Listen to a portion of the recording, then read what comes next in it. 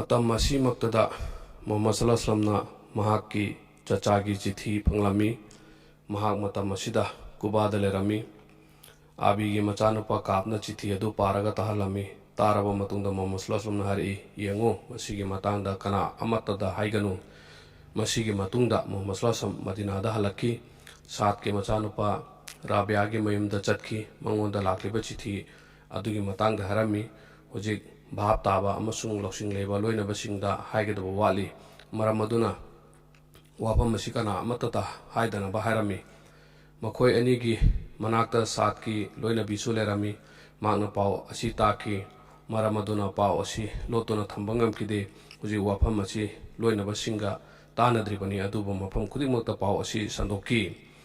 ꯍꯤꯖ꯭ꯔꯠꯀꯤ 3ꯁꯨꯕ ꯆꯍꯤꯅꯤ. ꯁꯋꯥꯜꯒꯤ 5ꯁꯨꯕ ꯇꯥꯔꯤꯛꯅꯤ. ꯑꯃꯔ ꯑꯃꯁꯨꯡ ꯃꯧꯅꯁ ꯃꯈꯣꯏ ꯑꯅꯤꯕꯨ ꯃꯨꯍꯝꯃꯗ ꯁꯜꯂꯜꯂꯥꯍꯨꯅ ꯂꯥꯟꯃꯤꯁꯤꯡꯒꯤ ꯄꯥꯎ ꯂꯧꯔꯨꯅꯕ ꯈꯪꯍꯟꯈꯤ. ꯃꯈꯣꯏꯅ ꯂꯥꯛꯂꯒ ꯄꯥꯎ ꯇꯝꯃꯤ ꯃꯗꯨꯗꯤ ꯀꯨꯔꯦꯁꯀꯤ ꯂꯥꯟꯃꯤ ꯃꯗꯤꯅꯥꯗꯒꯤ ꯌꯥꯝꯅ ꯅꯛꯅ ꯂꯩꯔꯦ. ꯃꯗꯤꯅꯥꯒꯤ ꯏꯪꯈꯣꯜꯁꯤꯡꯗ ꯃꯈꯣꯏꯒꯤ ꯎꯠ ꯑꯃꯁꯨꯡ ꯁꯒꯣꯜꯁꯤꯡꯒꯤ ꯃꯅꯥ ꯃꯁꯤꯡ ꯆꯥꯐꯝ ꯑꯣꯏꯔꯛꯂꯦ. ꯃꯗꯤꯅꯥꯒꯤ ꯁꯥ ꯁꯟꯁꯤꯡꯅ ꯆꯥꯖꯐꯝ ꯃꯈꯣꯏꯒꯤ ꯁꯥꯁꯤꯡꯅ ꯆꯥꯊꯣꯛꯈ꯭ꯔꯦ. ꯃꯨꯍꯝꯃꯗ ꯁꯜꯂꯜꯂꯥꯍꯨꯅ ꯍꯨꯕꯥꯕꯀꯤ ꯃꯆꯥꯅꯨꯄꯥ ꯃꯨꯅꯥꯖꯤꯔꯕꯨ ꯂꯥꯟꯃꯤꯁꯤꯡꯒꯤ ꯃꯁꯤꯡ ꯈꯪꯗꯣꯛꯅꯕ ꯊꯥꯔꯝꯃꯤ, ꯑꯗꯨꯒ ꯃꯈꯣꯏꯒ ꯂꯣꯏꯅꯔꯛꯂꯤꯕ ꯁꯥ ꯈꯨꯠꯂꯥꯏꯅꯆꯤꯡꯕꯁꯨ ꯈꯪꯗꯣꯛꯅꯕ ꯍꯥꯏꯔꯛꯈꯤ. ꯃꯍꯥꯛꯅ ꯃꯐꯝ ꯑꯗꯨꯋꯥꯏꯗ ꯆꯠꯂꯒ ꯃꯈꯣꯏꯒꯤ ꯃꯁꯤꯡ ꯑꯃꯗꯤ ꯂꯣꯏꯅꯔꯛꯂꯤꯕ ꯄꯣꯠꯂꯝꯁꯤꯡꯒꯤ ꯆꯥꯎꯔꯥꯛꯅ ꯈꯪꯗꯣꯛꯂꯝꯃꯤ, ꯑꯗꯨꯒ ꯂꯥꯏꯒꯤ ꯔꯁꯨꯜꯒꯤ ꯃꯅꯥꯛꯇ ꯂꯥꯛꯂꯒ ꯄꯥꯎꯁꯤꯡ ꯑꯗꯨ ꯇꯝꯂꯝꯃꯤ. ꯑꯍꯤꯡ ꯑꯁꯤ ꯃꯗꯤꯅꯥꯒꯤ ꯌꯥꯝꯅ ꯑꯀꯤ ꯇꯨꯖꯨꯡꯕ ꯍꯥꯏꯕꯗꯨ ꯑꯣꯏꯈꯤ. ꯂꯃꯟ ꯈꯨꯝꯅꯤꯡꯕꯒꯤ ꯃꯩꯆꯥꯛꯅ ꯈꯥꯡꯗꯨꯅ ꯂꯩꯈ꯭ꯔꯕ ꯃꯈꯣꯏꯁꯤꯡ ꯑꯗꯨꯒ ꯊꯦꯡꯅꯒꯗꯧꯔꯤꯕꯅꯤ. ꯌꯥꯝꯅ ꯊꯧꯅꯥ ꯂꯤꯡꯖꯦꯜ ꯂꯩꯕ ꯀꯥꯡꯕꯨ ꯑꯃꯁꯨꯅꯤ. ꯃꯗꯤꯅꯥꯗ ꯏꯈꯪ ꯈꯪꯍꯧꯗꯅ ꯑꯦꯇꯦꯛ ꯇꯧꯔꯛꯄ ꯌꯥꯕꯒꯤ ꯃꯑꯣꯡꯗ ꯂꯩꯔꯤꯕꯅꯤ. ꯊꯧꯅꯥ ꯂꯩꯕ ꯃꯈꯣꯏ ꯈꯔꯅ ꯂꯥꯟꯒꯤ ꯐꯤꯖꯣꯜ ꯁꯦꯠꯂꯒ ꯃꯗꯤꯅꯥꯒꯤ ꯑꯀꯣꯏꯕꯗ ꯅꯨꯃꯤꯗꯥꯡ ꯆꯨꯞꯄ ꯀꯣꯏꯁꯦꯟ ꯁꯦꯟꯅꯗꯨꯅ ꯂꯩꯔꯝꯃꯤ. ꯁꯥꯗꯀꯤ ꯃꯆꯥꯅꯨꯄꯥ ꯎꯕꯥꯗꯥ ꯑꯃꯁꯨꯡ ꯃꯣꯖꯅ ꯃꯁꯥ ꯄꯨꯝꯕ ꯈꯨꯠꯂꯥꯏꯁꯤꯡꯅ ꯌꯣꯝꯁꯤꯜꯂꯒ ꯑꯍꯤꯡ ꯆꯨꯞꯄ ꯃꯁꯖꯤꯗ ꯅꯕꯤꯒꯤ ꯊꯣꯡꯒꯥꯟꯗ ꯁꯦꯟꯅꯗꯨꯅ ꯂꯩꯔꯝꯃꯤ. ꯑꯍꯤꯡ ꯍꯧꯈꯤꯔꯝꯃꯤ. ꯃꯊꯪꯒꯤ ꯅꯨꯃꯤꯠ ꯖꯨꯃꯥꯒꯤ ꯅꯨꯃꯤꯠ ꯑꯣꯏꯔꯝꯃꯤ. ꯃꯤ ꯈꯨꯗꯤꯡꯃꯛ ꯑꯜꯂꯥꯍꯒꯤ ꯔꯁꯨꯜꯒꯤ ꯃꯅꯥꯛꯇ ꯂꯥꯛꯂꯝꯃꯤ. ꯀꯅꯥꯒꯨꯝꯕ ꯑꯃꯅ ꯍꯥꯏꯔꯛꯏ, ꯑꯜꯂꯥꯍꯒꯤ ꯔꯁꯨꯜ, ꯑꯩꯈꯣꯏ ꯃꯗꯤꯅꯥꯗ ꯑꯗꯨꯝ ꯂꯩꯁꯤ. ꯌꯦꯛꯅꯕꯁꯤꯡꯗ ꯀꯔꯤꯁꯨ ꯇꯧꯔꯣꯏꯁꯤ. ꯀꯔꯤꯒꯨꯝꯕ ꯃꯈꯣꯏꯅ ꯃꯐꯝ ꯑꯗꯨꯗ ꯑꯗꯨꯝ ꯂꯩꯕ ꯇꯥꯔꯕꯗꯤ ꯃꯈꯣꯏ ꯅꯤꯡꯕ ꯀꯥꯏꯒꯅꯤ, ꯑꯗꯨꯒ ꯀꯔꯤꯒꯨꯝꯕ ꯃꯈꯣꯏꯅ ꯑꯩꯈꯣꯏꯗ ꯃꯃꯥꯏ ꯑꯣꯟꯁꯤꯜꯂꯛꯂꯕꯗꯤ ꯑꯩꯈꯣꯏꯅ ꯃꯗꯤꯅꯥꯒꯤ ꯃꯅꯨꯡꯗ ꯃꯈꯣꯏꯒ ꯊꯦꯡꯅꯒꯦ, ꯑꯗꯨꯒ ꯃꯈꯣꯏꯁꯨ ꯀꯣꯏꯁꯤꯜꯂꯒ ꯂꯣꯏꯁꯤꯟꯒꯦ. ꯃꯔꯝꯗꯤ ꯃꯈꯣꯏꯅ ꯃꯗꯤꯅꯥꯒꯤ ꯂꯩꯔꯛꯁꯤꯡꯕꯨ ꯑꯩꯈꯣꯏꯅ ꯈꯪꯂꯤꯕ ꯑꯁꯤꯒꯨꯝꯅ ꯃꯈꯣꯏꯅ ꯈꯪꯂꯣꯏ.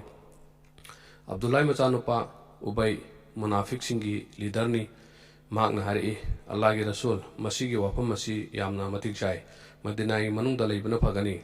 ꯃꯄꯥꯟꯗ ꯊꯣꯛꯂꯣꯏꯁꯤ. ꯃꯐꯝ ꯑꯁꯤ ꯂꯥꯟ ꯊꯦꯡꯅꯕꯗꯤ ꯑꯩꯈꯣꯏꯒꯤ ꯍꯥꯟꯅꯗꯒꯤ ꯍꯩꯅꯗꯨꯅ ꯂꯥꯛꯂꯕꯅꯤ. ꯑꯩꯈꯣꯏꯅ ꯍꯥꯟꯅꯁꯨ ꯃꯗꯤꯅꯥꯗꯒꯤ ꯊꯣꯛꯂꯒ ꯂꯥꯟ ꯊꯦꯡꯅꯕꯗ ꯃꯥꯏꯊꯤꯕ ꯅꯪꯉꯤ, ꯑꯗꯨꯒ ꯀꯅꯥꯒꯨꯝꯕ ꯌꯦꯛꯅꯕ ꯑꯃꯅ ꯃꯗꯤꯅꯥꯒꯤ ꯃꯅꯨꯡꯗ ꯑꯦꯇꯦꯛ ꯇꯧꯔꯛꯂꯕꯗꯤ ꯃꯈꯣꯏꯒꯤ ꯃꯥꯏꯊꯤꯕ ꯑꯣꯏ. ꯑꯜꯂꯥꯍꯒꯤ ꯔꯁꯨꯜ, ꯃꯈꯣꯏꯁꯤꯡ ꯑꯗꯨ ꯃꯐꯝ ꯑꯗꯨꯗ ꯑꯗꯨꯝ ꯂꯩꯖꯁꯅꯨ.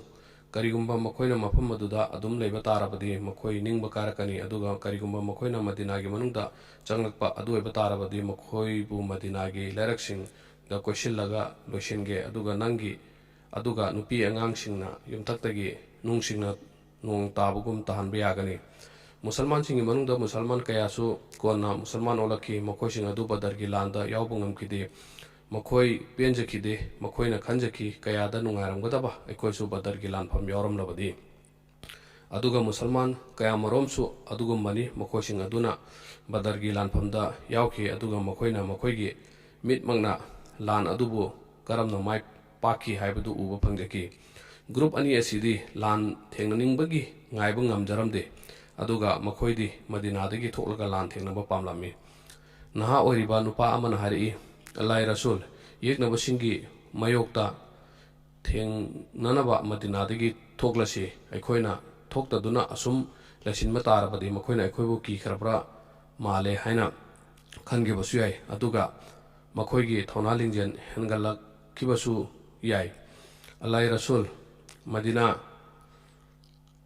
Alai Rasul Badargi Lanfam Dadi Aikoi Chahum Lomtani Adu Pauba Lana Aikoibu Mai Pakanke Adubu Ngasidi Aikoigi Masing Hanadagi Hengale Asigumba Numit Asigi Mangduna Laklibani Asiguma Tanja Asitabu Ngaidona Lejaraklibani Atopa Amana Amuhari Alai Rasul Yegna Basingna Aikoigi Laimaida Yausilakle Aikoigi Lau Inkolbu Manghan Takan Kare Langi Pungpam Adu Karam Bamatamda Oigadoribano Kisa Ma Nahari Badargi Lanfamda Ay Yaubungam Kide Madugi Yamna Penjade Aidi Yamna Yauning Kibani Lanfam Maduda Aigi Itanupa Yauki Mahak Lanfam Maduda Lakide Ngarang Midang Aina Mahaku Mangda Uba Pangaki Magna Harami Abba Nangsu Laklo Janata Aiga Laymin Narasi Mapu Magna Wasakiba Adu Aina Ngasidi Madubo Achumba Oina Ure Hazrat Hamjana Hari Alai Rasul Quran Tarakliba Mapu Mahaki Wasaklag Hari Basini Aidi Madinadagi Toklaga Yekna Basinga Mayok Nadriba Pauba Chak Chararoy Asum Tawduna Nauna Musalman Olakpasingchu Makoigi Matona Utokpaga Loinana Madinadagi Toklaga Lan Teng Naningbagi Langtaknarami Matona Labasingchu Makoigi Matung in Bapamlami Haibadi Madinadagi Toklaga Lan Teng Bapamlami Makoi Kuding Maki Mang Haibadu Islam Gidamakta Tawai Tadokpa Islam da Akaiba Machet Ama Pauba Laktaba Sini Makoi Kuding Maki Apambadi Makoigi Mapu Makoiga Naknaba Musum Makoigi Mapuna Makoibu Harawi Basini Aroi Badama Muslosamna Makoi Madinadagi Toklaga Lan Tengnagani Hana Latoki Asum Tawduna Mohammad Jumagi Namas Pangtoki Khutbada Jihad ki Kana Basing Pongdoki Yamna Matik Magun Leba Khutba Piki Mohammad Harami Kariumba Nakoina Sabargaloina Tabak Pangtoka Tarabadi Lanpam Nakoi Kuta Lerabani Asargi Matunda Mohammad Mahaki Yumda Chatki Abu Bakar Amasung Umarsu Loinaki Makoi Anina Mohammad Bu Langi Pijol Chepiki Masamakna Kogup Upki Mohammad na Ngaktagi Kwangda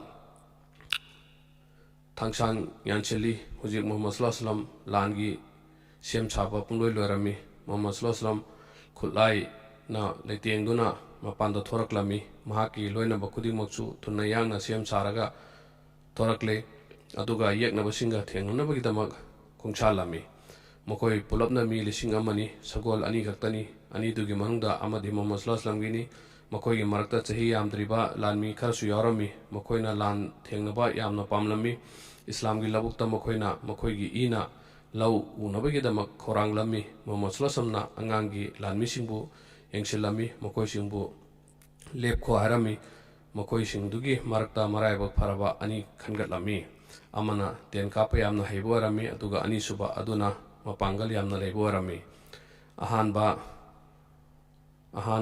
Adugi Mamingna Rafia Kawi Aduga Ani Suba Adugi Mamingna Samrah Kawi Matam Asida Makoi Anigi Chahi Trangwa Kaktani Lanmi Sing Adugi Manungda Abdullah bin Obaysu Yaurami Mahakasi Munafik Singi Makokni Mahaka Loinana Mahaki Matung Inba Makoi Masing Johumsu Yaurami Makoi Musalman Singa Mapam Khara Pauba Chatminarami Mapam Adudagi Makoi Tonganki Asum Toduna Makoi Madinada Amukahanki Abdullah bin Amar bin Haram Makoibu Kayarak Hanna Kantanaba Harami Makoi Muhammad ga Yanakiba Adubu Nishinglami Adubu Makoina Yakide Chautukna Hari Muhammad na Makoigi Wapambu Yakide Aduga Makoi Mi Khara na Haibaduna Yaki Abdullah bin Amana Makoigi Loina Basinda Bahab Tahanba Pamlami Harami Alagi Yanglaga Hari Basini